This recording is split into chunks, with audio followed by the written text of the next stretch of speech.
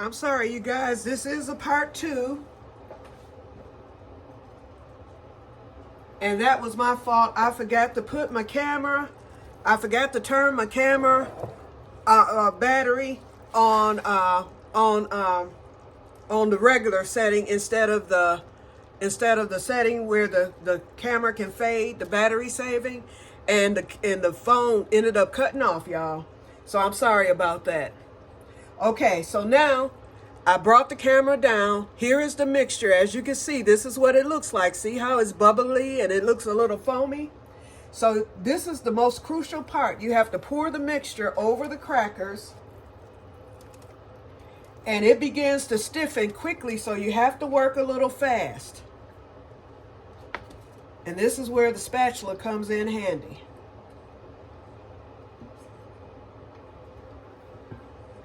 Okay, the mixture is there. I just put the bowl in the sink. So at this point, you take the spatula and you're going to spread the mixture over the crackers. You want to try to spread each area of the cracker evenly. And this mixture soaks into the holes. So once you do eat your Christmas crack, you're going to, I like to use this too to help spread it. But you have to work kind of fast because it begins to harden right away. So I use the spatula portion to get it over, to make sure it's over each cracker. And then I use the brush to spread it a little more evenly. These over here on this side. Okay. I don't know if you can see. Okay, so each cracker is coated. That's the main thing. You want to have them coated with the mixture. Okay, and then I take my brush and I just kind of spread it a little bit to make sure I don't miss anything. Okay, so now it's time to pause again.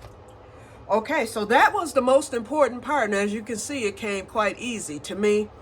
And it took approximately, actually it's not 5 minutes that you have to bring the mixture to a boil. When it's on high, for the most part, it's at a roaring boil within 3 minutes because the mixture is already hot. So once you turn the fire up, it starts to boil quickly. So now, before I pause you, I'm getting ready to set my timer once again. This time it is for 5 minutes. There it is. It's set at 5 minutes. It's ticking.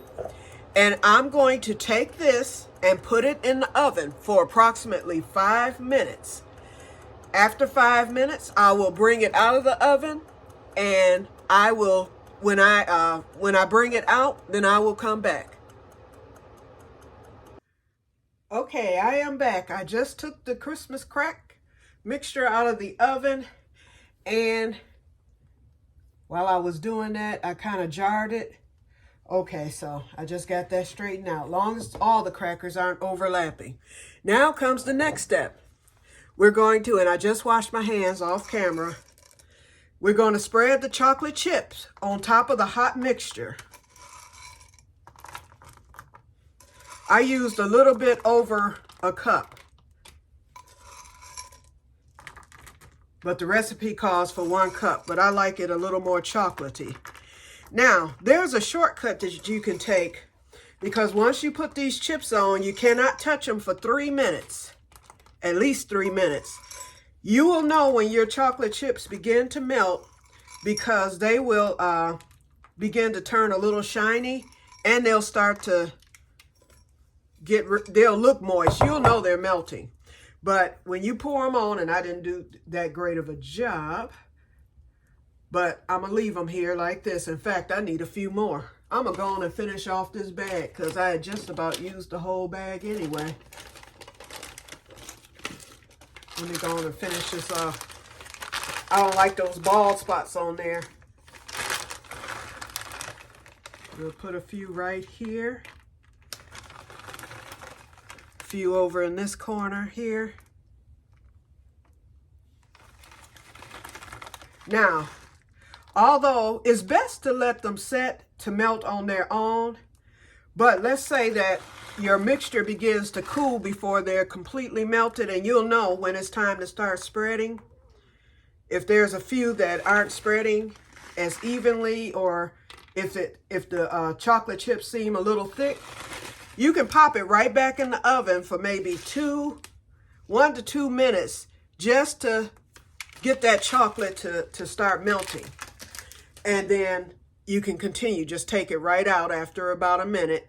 You take it right back out, and your chocolate should be soft enough to where you can finish spreading it. That's only happened to me once. It might happen today because of the way that I put those chocolate chips on there, but I have a feeling that it won't. So I'm going to go on pause, and you can look at it and tell that they're starting to melt already. So I'm going to pause it, and I'm going to come back when it's time to spread. I washed and brought out my spatula and my brush again. I'll probably end up using the spatula because it's nice and heavy and thick and silicone-y and all that. So I'll probably just use the spatula, and then I'll use the brush again to touch up like I did the last time. So I will return when it's time to do the next step, which is spreading the chocolate. We're almost done, you guys. I hate I messed up the other video. I wish this could have been a full video in one. But like I said, I apologize again because it was my fault. I forgot to turn the battery saver thing off, and it will fade out on you if you don't do that. Okay. Shall return. Okay, you guys, I am back. I actually cheated. Once again, I knew I was going to need to stick them in the oven. And so I did it when I saw that the chocolate chips weren't really getting as shiny as I would like. So I stuck them in the oven for about 1 minute. And so now, as you can see, I am spreading the melted chocolate over the crackers.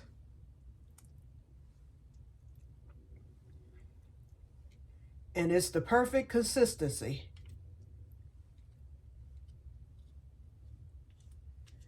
And you want to cover each cracker really, really well with the chocolate. Ooh, this spatula is perfect. I love this little butter spatula. It's small, the size that I need, and it's spread. I'm not even gonna need the, I don't even think I'm gonna need the brush. This seems to be doing the trick very well.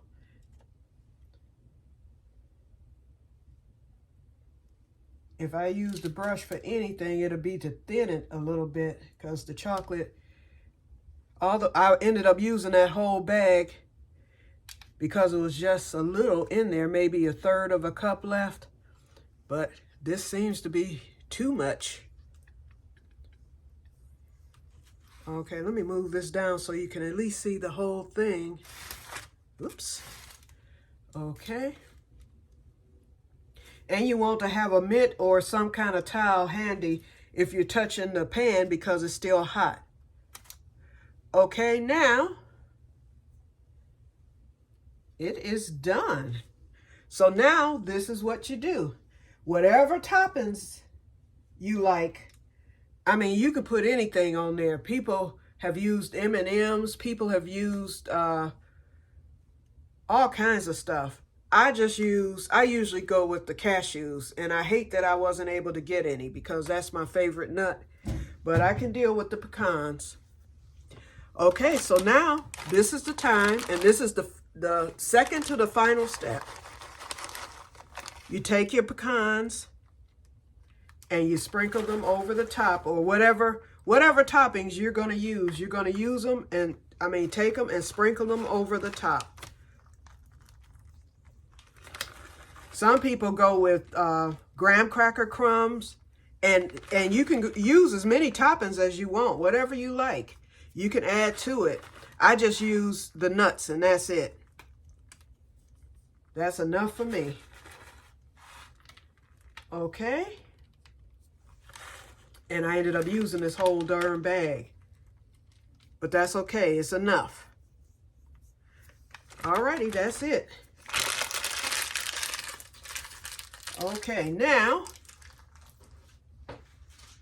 the next step is you let it set for a few minutes, and I'm going to go off camera again while this is setting.